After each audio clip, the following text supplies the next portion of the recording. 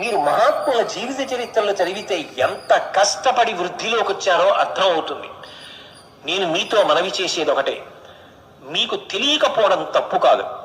ఏ వ్యక్తికి కూడా జీవితంలో అన్ని విషయాలు తెలిసి ఉండాలి అనేటటువంటి మాట ఉండదు. కానీ ఒక్కటి గుర్తుపెట్టుకోండి, మీకు ఎప్పుడైనా ఎవరైనా ఏదైనా మంచి మాట చెప్పినప్పుడు ముందు నిష్పక్షపాతంగా వినడం నేర్చుకోండి.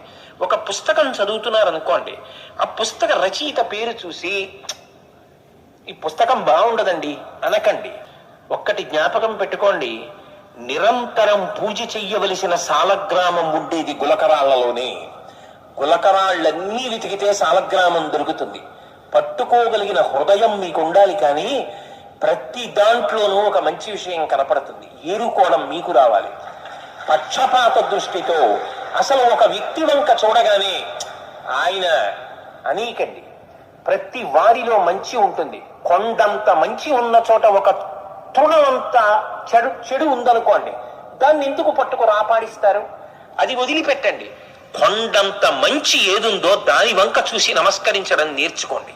అది చేత కాకపోతే జీవితంలో అడుగడుగున ఆఖరికి ప్రయాణం చేసేటప్పుడు మీ ఎదురుగుండా కూర్చున్న వ్యక్తిలో కూడా దొంగను చూడగలరు. ఏమిటండి అలా ఉన్నాడు, రాత్రి పెట్టెత్తుకుపోడు కదా అంటాడు. ఆయన ఎలా ఉంటే నీకెందుకు? ఆయన ఏ మహాత్ముడు, ఎలా ఉన్నాడు? స్నేహభావం, అందరి యందు మంచిని చూడడం నేర్చుకోండి. సంయమనమన్నది జీవితంలో అత్యంత అవసరము. చటుక్కున ఒక మాట వినగానే కోప్పడ్డం, మీరు ఎవరితోనన్నా విభేదిస్తే విభేదించండి, ఏమీ తప్పు కాదు. విభేదించడం ప్రజాస్వామ్యంలో అంతర్లీనమైన విశేషము. కానీ విభేదించినప్పుడు చాలా వ్యగ్రతతో కూడుకున్నటువంటి విభేదమైనటువంటి త్రోవలు తొక్కవద్దు.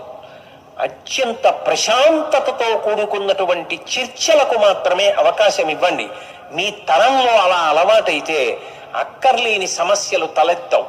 నదీ వివాదాల దగ్గర నుంచి ప్రతి చిన్న విషయంలో జటిలమైపోవడానికి కారణం ఇవాళ భావముల యందు, అభిప్రాయముల యందు సంయమనం లేకుండా ప్రతి చిన్న విషయానికి పట్టుదలకి పోవడం ప్రధానమైన కారణం అవుతోంది. అలా కాకుండా ఉదారమైనటువంటి బుద్ధితో ముందు అవతల వాళ్ళు చెప్పినటువంటి మాట వినడం నేర్చుకోండి. ఒక్కొక్కసారి బాగా గుర్తుపెట్టుకోండి, మాట కఠినంగా ఉండొచ్చు, కానీ అందులో చాలా గొప్ప సారం ఉండవచ్చు.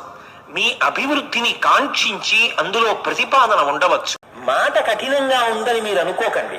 ఒక్కొక్కసారి కఠినమైన మాట వెనక మీ యొక్క అభ్యున్నతిని ఉద్దేశించి చెప్పగలిగిన గొప్ప హృదయం ఉంటుంది.